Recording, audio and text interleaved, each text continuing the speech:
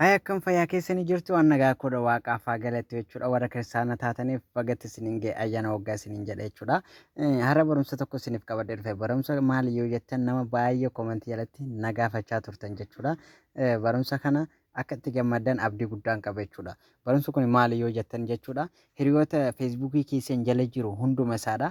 Namni biraadha. Namni piroofaayilii keessan jala galee hiriyoota keessan laaluu akka hin dandeenye gochuudhaaf yookaan hiriyoota keessan namni biraa akka ilaaluu hin dandeenye ofirraa cufuudhaaf viidiyoo kana ilaaluu dandeessan. Viidiyoo kanarraa barachuu dandeessan jechuudha. Karuma salphaatti jechuudha. Nama baay'ee komantii jalatti na gaafachaa ture jechuudha. Amma isiniif deebisuu dhufeen jira viidiyoo kana irraa barachuu dandeessan. Akka itti gammadanis abdii guddaan qaba. Garuu karaa barumsaatti hin darbuun dura warri haareenii gama chaanaala kanaa dhuftan baga nagaan dhuftan chaanaala kana sabskiraayib gochuu hin dagatinaa. Barumsa adda addaa irratti isiniif dabarsaa jira jechuudha. Warri gara tiktookiitiin ilaalaa jirtan guutuu isaadhaa yoo tiktook irraa hin arganne yuutuuba chaanaala koo jala galtanii ilaaluu dandeessan. Mallattoo tiktookii koo gadi qabdanii piroofaayilii jala isiniif jira waan ta'eef jechuudha. Amma karuma kanaan karaa barumsatti dabarre jechuudha.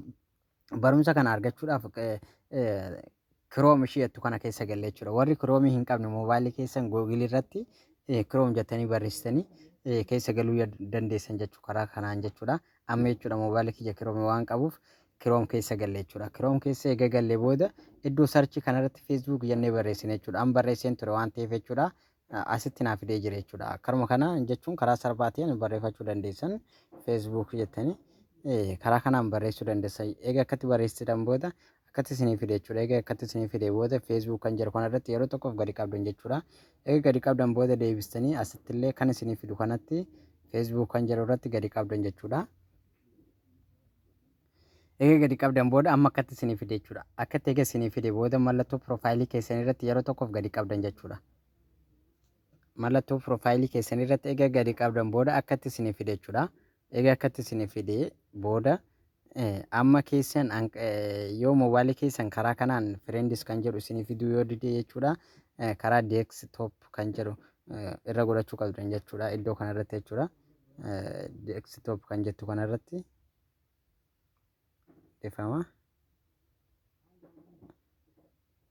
Iddoo deeskitoop kan jettu kanarratti deeskitoop saayit kan jettu kanarra yoo godhattanii karaa salphaatiin illee irratti sireeffachuu dandeessan. Amma wanta isinitti mul'anneef jechuudha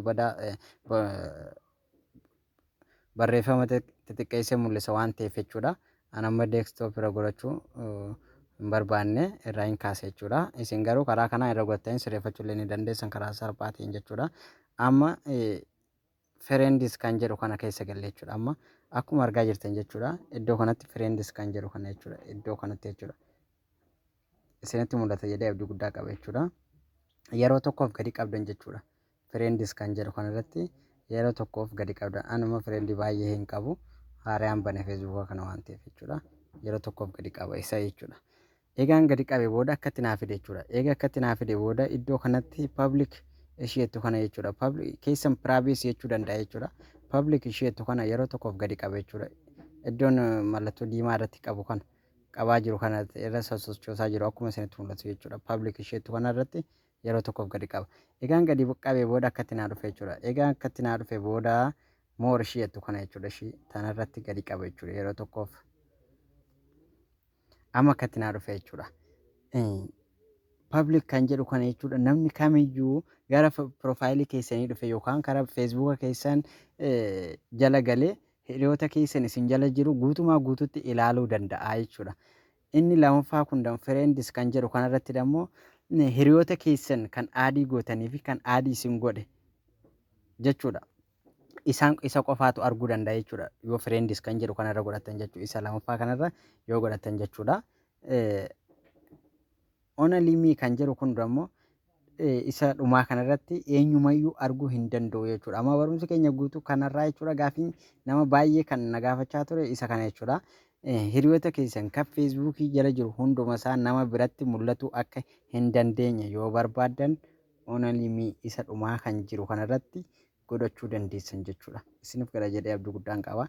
Isa dhumaa kanarra godhattan yoo akka hiriyoonni keenya qoftiin kaniin aadii godhe kaniin aadii na godhe qoftiin haana ilaalu hiriyoonni kiyya qofa kan jettan yoo ta'e jechuudha. Isa lamaffaa kanarra isa fireendis jedhu kanarra godhachuu dandeessan. Eenyumayyuu garuu kan namni dhufu hundumayyuu firendoota kiyya arkus rakkoo hin qabu yoo kan jettan yoo ta'e public kan jedhu kanarra godhachuu dandeessan rakkoo hin qabu jechuudha. Garuu barumsi keenya kanarraa waan kana ta'eef eenyumayyuu akka arguu hin barbaanne gochuun barbaada. Firendoota koo warri jettanii gaafii qabdan hundinuu viidiyoo kana ilaaltanii karaa kanaan sirreeffachuu dandeessan. Abdii guddaan qaba akka barumsa kanatti itti gammaddan jechuudha. Itti gammadu keessan karaan beekuun laayik naaf gochuudha. Laayik yoo naaf gootan barumsa birallee akka isiniif qabadhe dhufu na taasisa waan ta'eef jechuudha. Karuma kanaan hanga barumsa biraatiin walitti deebinutti nagaan tura. Laayik sheer waliif gochuu hin dagatinaa. Warri